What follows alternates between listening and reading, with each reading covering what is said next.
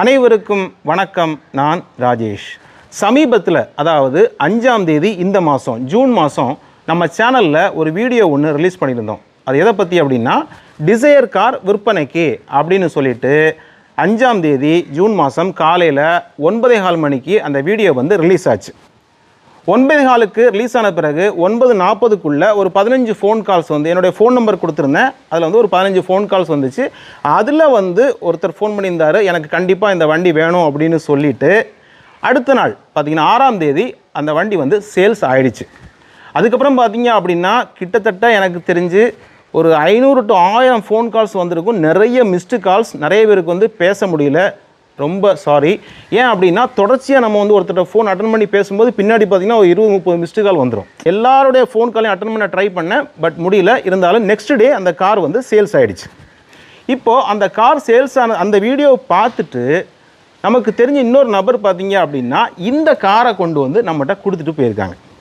இந்த Tata Sumo gold காரை வந்து கொடுத்துட்டு போயிருக்காங்க. எதுக்காக அப்படின்னா எனக்கு விற்று கொடுங்க, உங்கள் சேனல் மூலமாக எனக்கு வந்து சேல்ஸ் பண்ணி கொடுங்க அப்படின்னு சொல்லி கொடுத்துட்டு போயிருக்காங்க. ஆனால் என்கிட்ட ஃபோனில் கேட்கும்போது சில விஷயங்களை நான் அவங்கள்ட்ட சொல்லிட்டு தான் அவங்க அதுக்கு ஒத்துக்கிட்ட பிறகு தான் இந்த காரை வந்து எனக்கு வீட்டுக்கு கொண்டு வாங்க அப்படின்னு சொல்லியிருந்தேன். என்னென்ன விஷயங்கள் அப்படின்னு பார்த்தீங்கன்னா, ஒரு காரை வந்து நீங்கள் கொண்டு வரீங்க அப்படின்னா என்கிட்ட அட்லீஸ்ட் ஒரு வாரமாவது என் கையில் இருக்கணும்.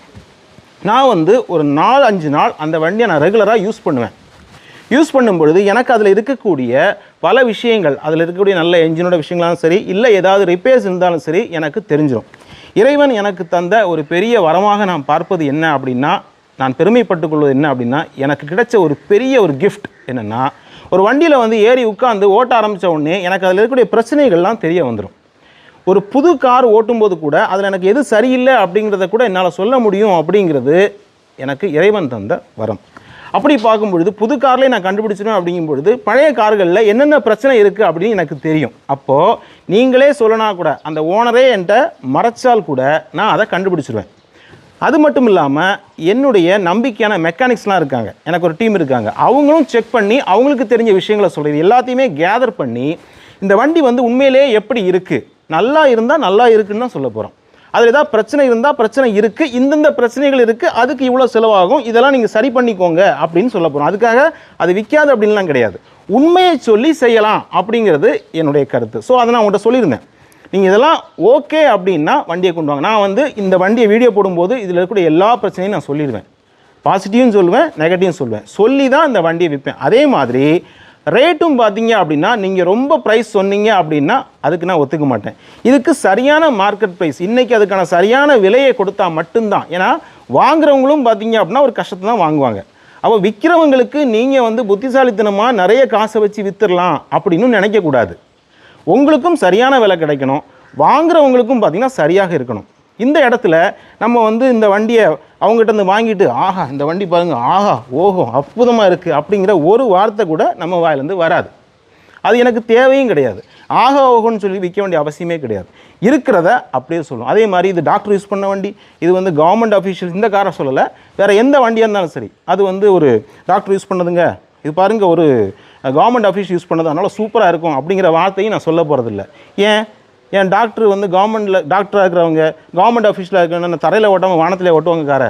ஸோ எல்லாருமே யூஸ்டு கார் அப்படிங்கும் பொழுது அதில் பிரச்சனைகள் இருக்கத்தான் செய்யும் இல்லையா? ஆனால் அந்த பிரச்சனைகள் வந்து இங்கே நிறைய மறைக்கப்பட்டு தான் சொல்லப்படுது. உண்மையை சொல்லாமல் கொடுக்கும் பொழுது ஏதாவது ஒரு விபத்து ஏற்பட்டால் அது எவ்வளோ பெரிய பாவம் தெரியுமா? அதனால் காரை பொறுத்தளவில் பிரச்சனைகள் இருந்தால் அதை சொல்லி நம்ம கொடுக்கணும். இந்த பிரச்சனை இருக்குது, இதை சரி பண்ணிக்கோங்க அப்படின்ட்டு. அதுக்காக இது என்ன புது வண்டியா, எல்லாமே நல்லாவா இருக்க போகுது? கிடையாது. அதனால் பிரச்சனைகளை சொல்லி தான் நம்ம கொடுக்க போகிறோம். ஒருவேளை உங்கள் வீட்லேயும் ஒரு கார் இருக்குது, நீங்கள் ஒரு காரை கொடுக்கணும்னு நினைக்கிறீங்க அப்படின்னா, நான் சொன்ன இந்த விஷயங்களுக்கெல்லாம் நீங்கள் வந்து ஒத்துக்கிறீங்க அப்படின்னா நம்ம சேனல் மூலமாக நீங்கள் கண்டிப்பாக இந்த காரை விற்று விடலாம். எனக்கு தெரிஞ்சு டிசைரை வந்து ஒரே நாளில் சேல்ஸ் ஆகிட்டு, அதுக்காக எல்லாமே ஒரே நாளில் போகணும்னு அவசியம் இல்லை. ஆனால் என்னுடைய நம்பிக்கை என்ன அப்படின்னா, நம்ம வியூவர்ஸ் வந்து பார்த்திங்கன்னா என்னை முழுமையாக நம்புகிறார்கள். 100% என்னை நம்புகிறாங்க. அந்த நம்பிக்கைக்கு நான் 100% நம்பிக்கையோடு இருக்கணும். இல்லையா? அதே மாதிரி விற்கிறவங்களுக்கும் நஷ்டம் வரக்கூடாது. அப்படிங்கிறனால 2 பேருக்கும் கரெக்டாக இருக்கிற மாதிரி தான் செய்வேனே தவிர யாருக்கும் இங்கே சாதகமாக இருக்க போவதில்லை. உண்மையை சொல்லி செய்ய போகிறோம். அப்படி நீங்கள் ஒத்துக்கிட்டீங்க அப்படின்னா உங்கள் காரை தாராளமாக எங்களிடம் கொண்டு விடலாம். ஆனால் ஒரு வாரம் எங்கிட்ட நிற்கணும். நான் ஒரு 4-5 நாள் ஓட்டிட்டு தான் அந்த வீடியோ போடுவேன். என்னுடைய இந்த ஒரு பாதை யூஸ்டு காரில் பொறுத்தவரை பார்த்திங்கன்னா நிறைய பேர் இந்த ஏமாற்று வேலைக்கு நடக்குது அப்படின்னு ரொம்ப வருத்தப்படுறாங்க. நான் நினைக்கிறேன் அப்படின்னா இதை ஏன் அப்படி செய்யணுங்கிற அவசியம் இல்லை, இன்னும் நேர்மையாக செய்ய முடியும்னு நான் நம்புகிறேன். ஒருவேளை நான் வளரணும், இந்த தொழிலை நான் தொடர்ச்சியாக பண்ணணும்னு நினச்சிங்க அப்படின்னா அதுக்கு நீங்கள் தான் சப்போர்ட் பண்ண வேண்டிய சூழ்நிலை இருக்கும். ஸோ உங்களோட கைகோர்த்து என்னால் ஒரு நேர்மையான பயணத்தை உருவாக்க முடியும் அப்படின்னு 100% நம்புறதுனால உங்கள் வீட்டில் ஏதாவது வண்டி இருந்தாலும் கண்டிப்பாக என்னுடைய ஃபோன் நம்பருக்கு நீங்கள் ஃபோன் பண்ணுங்கள். என்னோடய வாட்ஸ்அப்பில் வந்து பார்த்திங்கன்னா உங்களோட கார்டோட டீட்டெயில்ஸ்லாம் கொடுங்க. கண்டிப்பாக உங்களுக்கு வந்து நான் சப்போர்ட் பண்ணுறேன். இப்போ இந்த வண்டியில் சில விஷயங்களை பார்ப்போம். இந்த வண்டி பார்த்தீங்க அப்படின்னா நேற்றைக்கு தான் வந்திருக்கு. நேற்றைக்கு தேதி வந்து 8ஆம் தேதி தான் அந்த வண்டி வந்து வந்திருக்கு, கொண்டு விட்டுருக்காங்க. இப்போது இதை நான் 4 நாள் ஓட்டிட்டு தான் நான் வீடியோ போடுவேன். இப்போ வந்து எனக்கு இதில் பெரிய உள்ளலாம் ஓட்டனால எனக்கு ஒரு ஐடியா இல்லை. இந்த வண்டியோட மாடல் என்னன்னு பார்த்தீங்கன்னா 2013 லாஸ்ட் டிசம்பர் மாதம், ஒரு மாதம் தள்ளி இருந்தால் 2014 மாறி இருக்கும். ஸோ 2013 லாஸ்ட் இந்த வண்டி. ஓகேவா? இந்த வண்டியை பொறுத்தளவில் கிட்டத்தட்ட எவ்வளோ ஆயிருக்கு அப்படின்னா ஒரு 12.5 வருஷம் ஆயிருக்கு. இன்னும் ஒரு 2.5 வருஷம் இருக்குது. ப்ளஸ் இது வந்து நீங்கள் அப்புறம் எஃப்சி ரினியூவல் வந்து செய்து விட முடியும். இது ஒரு 9 சீட்டர் சுமோ கோல்டு 9 சீட்டர் வண்டி. 2956 சிசி உள்ள ஒரு டீசல் என்ஜின், கிட்டத்தட்ட 3000 சிசி உள்ள ஒரு பவர்ஃபுல்லான CR4 என்ஜின் சொல்லுவாங்க, அந்த என்ஜின் உள்ள ஒரு வண்டி இது. இது யாருக்கு சூட்டபுளாக இருக்கும் அப்படின்னு பார்த்தீங்கன்னா ஒரு பெரிய ஃபேமிலி அடிக்கடி வந்து ஒரு இது 9 சீட்டர் பார்த்தீங்களா, ஒரு 7 பேர் 9 பேர் பயணிப்பாங்க அப்படின்னா அவங்களுக்கு சரியாக இருக்கும். அதே மாதிரி ஒரு கமர்ஷியலாக வந்து சில விஷயங்களை இப்போ பண்ணிகிட்டு இருப்பாங்க. ஒரு லேபர் கான்ட்ராக்ட் வச்சுருப்பாங்க, அவங்க ஒரு தொழில் பண்ணிகிட்டு இருப்பாங்க, ஒரு ஜவுளி கடை வச்சுருப்பாங்க, ஒரு என்ஜினியரிங் ஒரு லேத் ஒர்க் ஷாப் வச்சுருப்பாங்க. அந்த மாதிரி பார்த்தீங்கன்னா அந்த பின்னாடி 2 சீட்டை கட்டிட்டா ஒரு பெரிய இடம் கிடைக்கும். ஸோ இந்த மாதிரி வச்சு கொண்டு போகிறதுக்கு ரொம்ப ஒரு கிராமத்து பாதைகள், மோசமான சாலைகள், இந்த மாதிரி எல்லா இடத்துக்கும் இது ஒரு சூட்டபிளான வெஹிக்கிள். இந்த வண்டி பொறுத்தளவில் இதை வச்சுருக்கிறவர் எனக்கு வந்து தெரியும், ஓரளவுக்கு தெரிஞ்சவர் தான். அவர் என்ன பண்ணுவார் அப்படின்னா இந்த வண்டி வந்து கிட்டத்தட்ட 2 லட்சம் கிலோமீட்டர் ஓடி இருக்குது. ஆனாலும் இவங்க வந்து நல்ல மெயின்டெனன்ஸ் ஓரளவுக்கு பண்ணியிருக்காங்கன்னு எனக்கு தெரியும். ஏன்னா அவர் வந்து சின்ன சின்ன வேலையை கூட பார்ப்பார் அப்படிங்கிறது எனக்கு தெரியும். நான் வந்து அடிக்கடி கேள்விப்பட்டிருக்கேன். ஸோ நான் என்ஜின் ஸ்டார்ட் பண்ணி பார்க்கும்போது எனக்கு ஓரளவுக்கு நல்லா இருக்குது. இருந்தாலும் இதில் வந்து இந்த வண்டி எப்படி வந்துச்சோ அப்படியே தான் உங்களுக்கு நான் கொடுக்க போகிறேன். எங்கேயுமே வந்து பார்த்தீங்க அப்படின்னா அதை ஏமாற்றியோ பறக்கி எதுவுமே செய்ய போகிறதில்ல. இப்போ ஒரு உதாரணத்தை சொல்கிறேனே, இந்த இடத்துல பார்த்தீங்கன்னா துரு பிடிச்சிருக்கு பார்த்தீங்களா, இங்கெல்லாம் துரு பிடிச்சிருக்கு. ஓகேவா? அதே மாதிரி மேலெல்லாம் பாருங்கள், இப்படி வாங்க,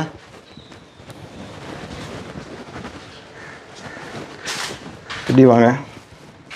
ஓகே, அப்படி கீழே இந்த பக்கம் பாருங்கள், இந்த லைன் பாருங்கள்.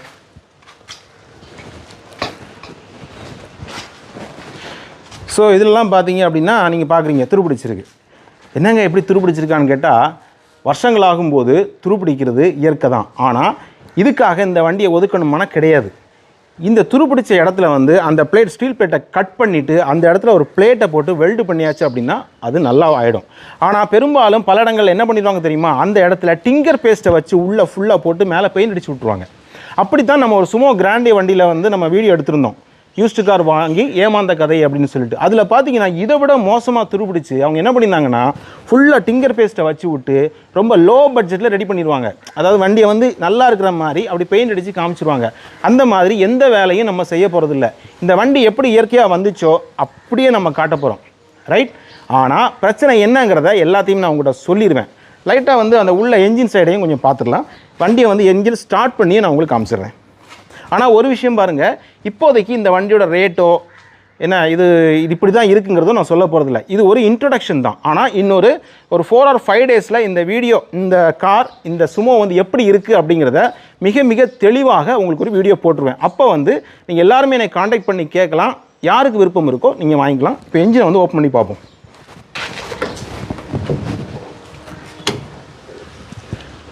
இந்த டாட்டா வண்டினாலே நல்ல வெயிட் இருக்கும். ஓகே, இதுதான் இதோட ஆக்ஷன். இப்படி வந்து நிற்கிது இப்படி. அதே மாதிரி பார்த்தீங்கன்னா இதில் புது பேட்ரி போட்டிருக்காங்க பாருங்கள், அதை சொல்லி நாங்கள் இது வந்து புது பேட்ரி. அது நான் தான் போட சொன்னேன், புது பேட்டரி போட்டுருங்க அப்படின்னு சொல்லிட்டு. ஒரு பழைய பேட்டரி வச்சுருந்தாங்க, ஏன்னா ஸ்டார்டிங்கில் வந்து ட்ரபிள் வரக்கூடாது அப்படிங்கிறதுக்காக புது பேட்டரி மாற்றிட்டோம். வேறு என்ன இதில் ஓகே, இதில் வந்து இந்த ஏசி பெல்ட் வந்து கட்டாக இருக்காது, அவங்களே சொல்லியிருந்தாங்க. ஸோ இதை வந்து ஏசி பெல்ட் நான் கண்டிப்பாக அதை போட்டு விட்ருவேன். இது ஒர்க் ஷாப்பில் போய் ஏசி பெல்ட்டை மட்டும் மாற்றி விட்ருவோம். மாற்றி விட்டுட்டு மற்றபடி என்ஜின் ஸ்டார்ட் பண்ணும்போது நல்லா இருந்துச்சு. இன்னொரு விஷயம் கேளுங்க, இந்த வண்டியோட நல்ல பவர்ஃபுல்லான என்ஜின், ஒரு 3000 cc என்ஜின். ஏன் அப்படின்னா 9 சீட்டர் மட்டும் இல்லை, வண்டியோட வெயிட் வந்து ரொம்ப அதிகம், 1800 கிலோ, கிட்டத்தட்ட 2 டன் இருக்கும். இப்போ வந்து என்ஜினை ஸ்டார்ட் பண்ணுறேன்.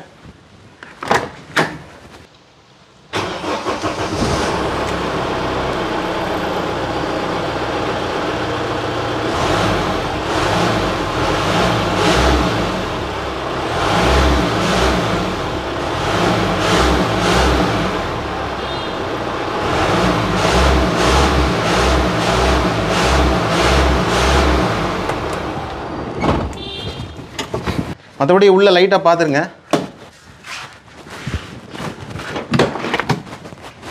ஓகே, உள்ளெல்லாம் கொஞ்சம் நீட்டாக தான் இருக்குது.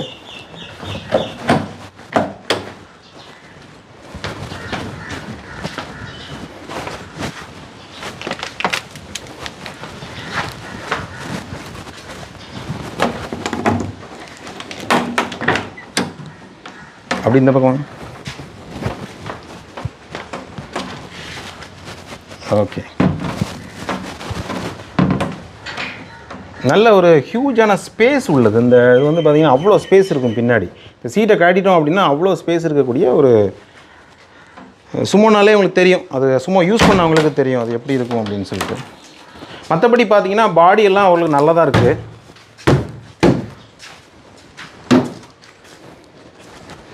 ரெண்டாவது 2 லட்சம் கிலோமீட்டர் கிட்ட ஓடி, 2,06,000 கிலோமீட்டர் கிட்ட ஓடி இருக்குது. ஆனால் என்ஜின் எனக்கு தெரிஞ்சு ஓரளவுக்கு நல்லா தான் இருக்குது. இருந்தாலும் நம்ம மெக்கானிக்கிட்ட கொண்டு போய்ட்டு இன்னும் கொஞ்சம் சில விஷயங்களை உள்ள ரொம்ப டீட்டெயிலாக உள்ள நம்ம பார்க்க முடியாதுல்ல. ஸோ அதனால் அடியில் எப்படி இருக்குது, ரேம்பில் தூக்கி விட்டு பார்ப்போம், அடியில் வந்து சேசிஸ்லாம் எப்படி இருக்குது அப்படிங்கிறத பார்த்துட்டு ரொம்ப வெகு விரைவில் உங்களுக்கு வந்து இந்த கார் விற்பனைக்கு அப்படின்னு சொல்லிவிட்டு நான் ஒரு வீடியோ போடுவேன். அந்த வீடியோவில் எல்லாமே தெளிவாக இருக்கும்.